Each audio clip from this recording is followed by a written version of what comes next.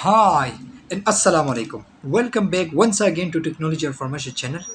Today we are going to understand the basic concept of Deep C PLC generator controller wiring. This controller is wiring most like all controller models like 6120, 6220 and 7210, 7220, 7320, and most like 5110. The all controller wiring concept is same, but first of all you need to understand one of them, the complete wiring, installation and wiring connection of this controller. Today we are explain all the controller wiring step by step with the complete detail. Before the starting the video, I have small request to all newcomer. If you are first time on my channel, please make sure to subscribe my channel and hit the bell notification to getting more latest update videos. So let's get started. Is if you are is a generator technician, you must need to understand the complete wiring installation of the DFC controller. This controller is most commonly used in our generator like a Perkin branded, Cummins branded, and Volvo and Yanmar type of generators.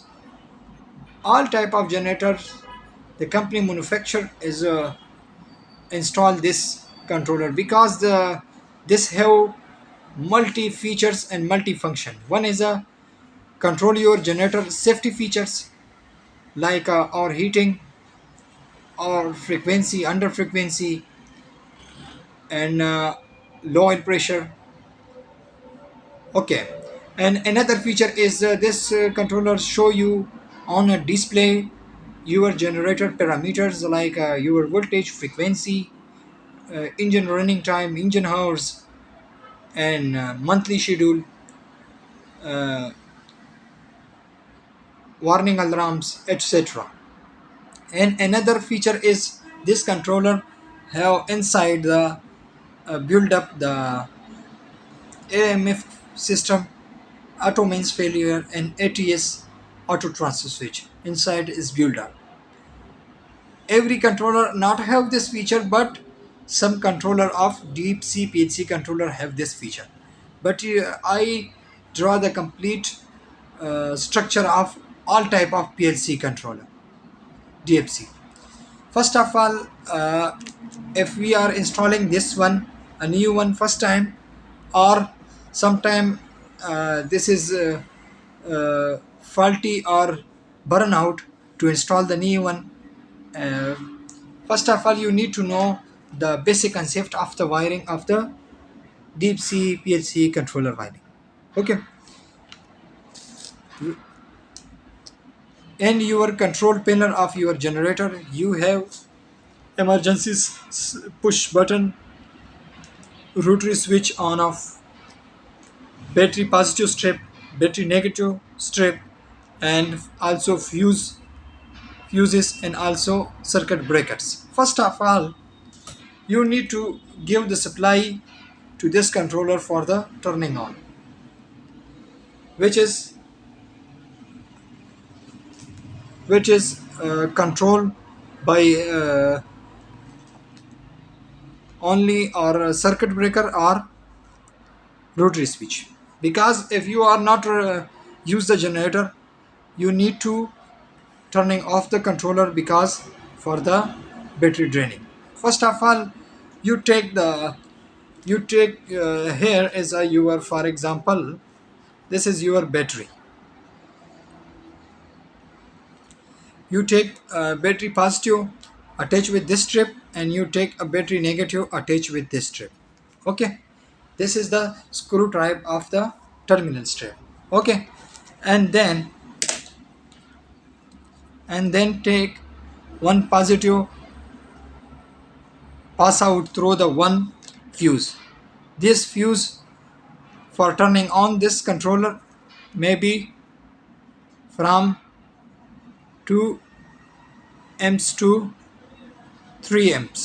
Okay, then take from supply fuse from fuse out and give to your circuit breaker. This circuit breaker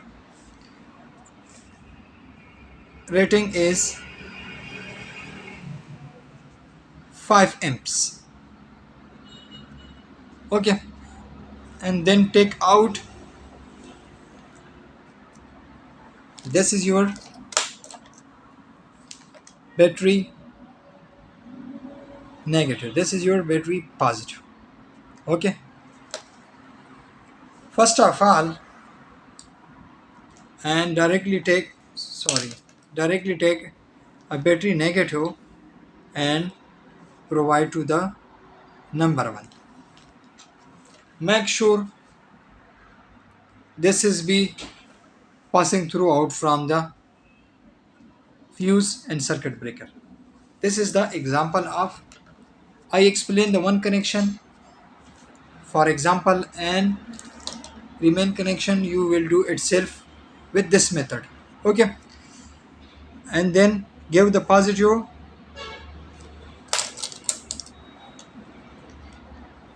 connection to here. Okay, as you can see here, but one problem is, no, this time the controller is always turning on. Okay, if you are generator using or not using, the controller is always turning on. Therefore we are using this rotary turning on and off switch or circuit breaker to turning on and off this one. In this condition you will be able to turning on and turning off from this circuit breaker. But this is the this circuit breaker and fuse all are inside in a control panel. Okay, the control panel is sometimes screw locked or key locked, but one is another important to control the display, this controller turning on and off from the panel internal external. Okay, you install this turning on and off rotary switch on your panel box externally.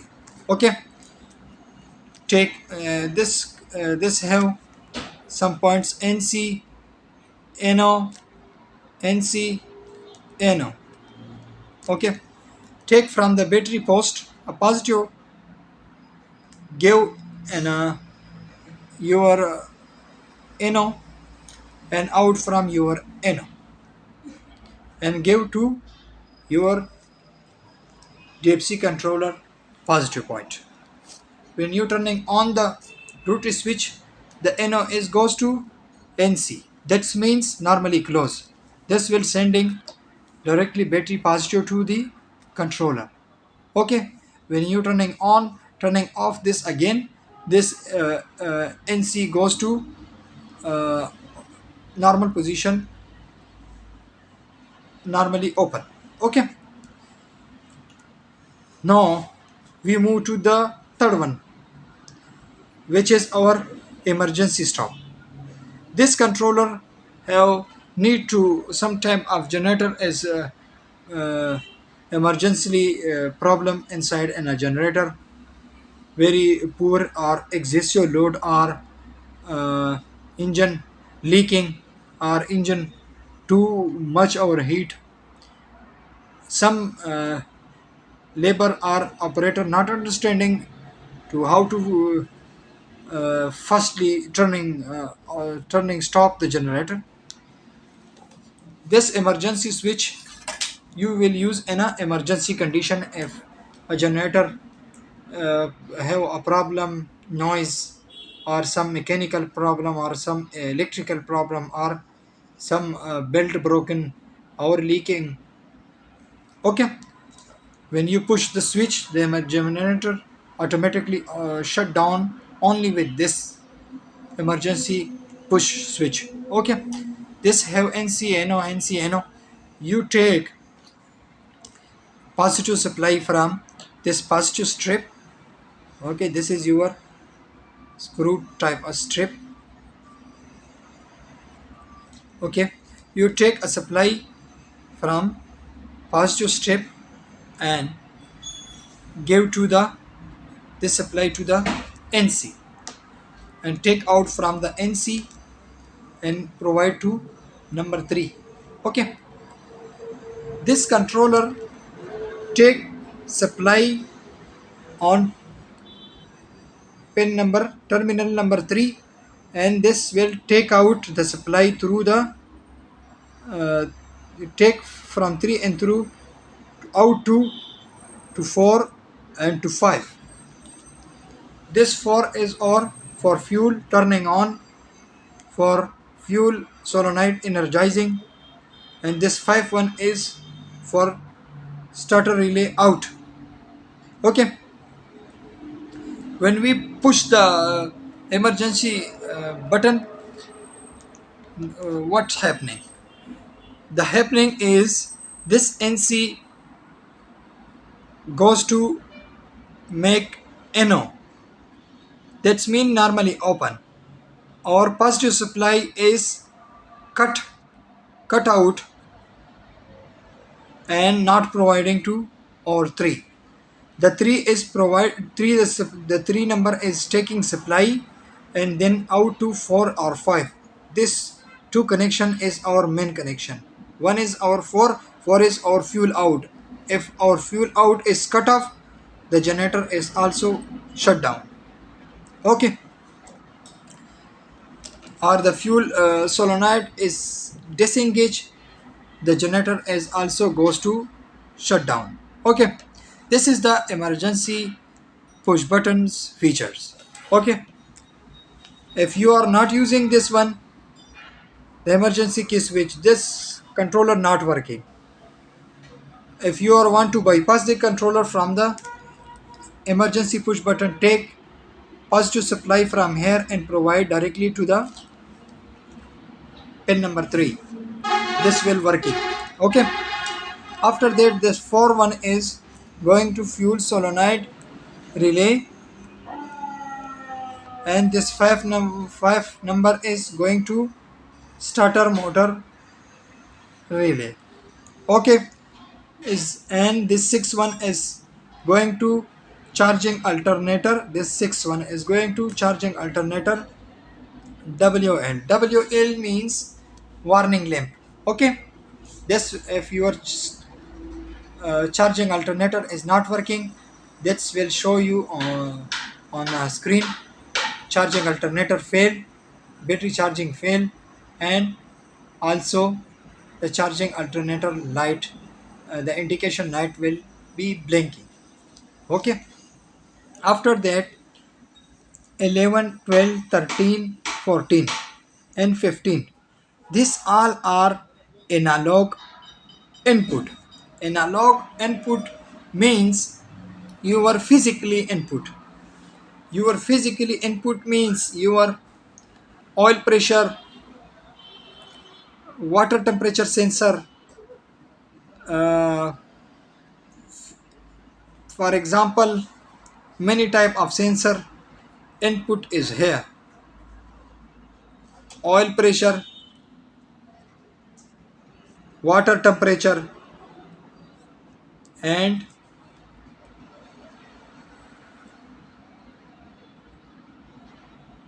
ambient temperature sensor.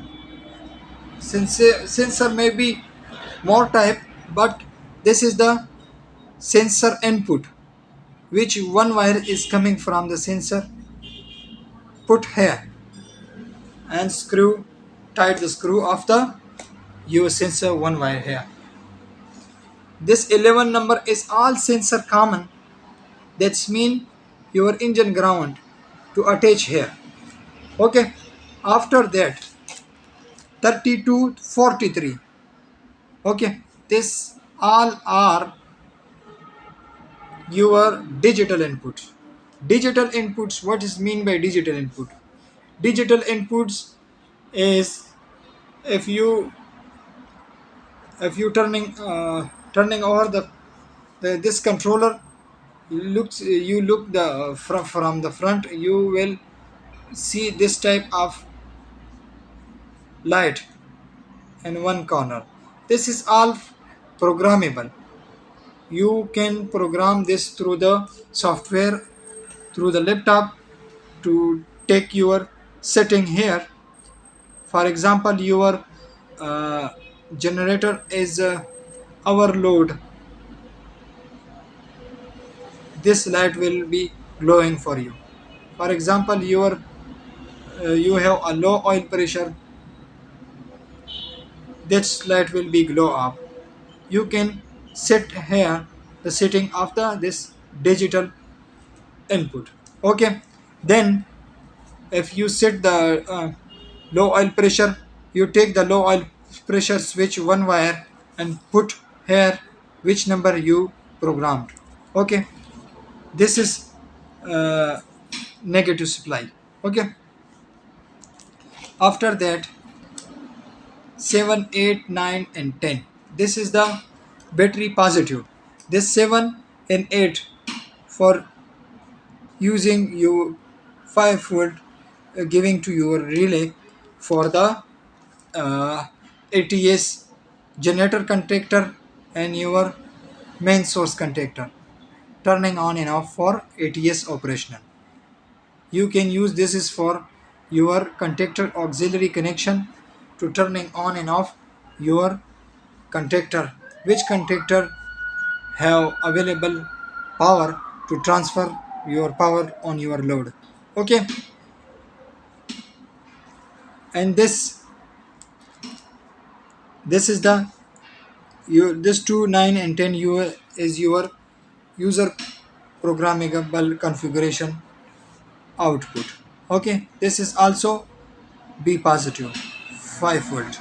Okay, and this last one HLSCR, that means HLSCR means can high, can low, and SCR shielded wire. You take your communication wiring and insert here if your generator have ACM and electronic engine system. Okay, if you not have, you can skip here this one. After that, the upper side 33, 34, 35, and 36 and 37, this is all your CT inputs. CT means your current transformer, one wire, one CT, three. You have three phase. You have three CT coils. Once all CT coils, one wire. You can connect here. And the last one, this two one is common. You can use this last one for the all CT one side is will be common and you can install here. Okay. After that, the 25, 26, 27, 28. This is your generator's input supply L1, L2, L3, and neutral. And 29, 30, 31, 32. This is your main load. If you are using this controller is a ATS controller, you must to input this supply of the generator supply and main source supply, main utility supply here. After that, this 16 and 17 and 18 is your MPU negative and positive, and the last one is your negative MPU shield wire, SCR wire you can put here.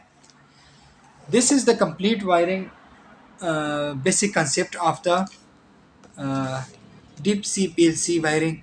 So I hope you understand in a better way. Thanks for watching my video. See you all next time and goodbye.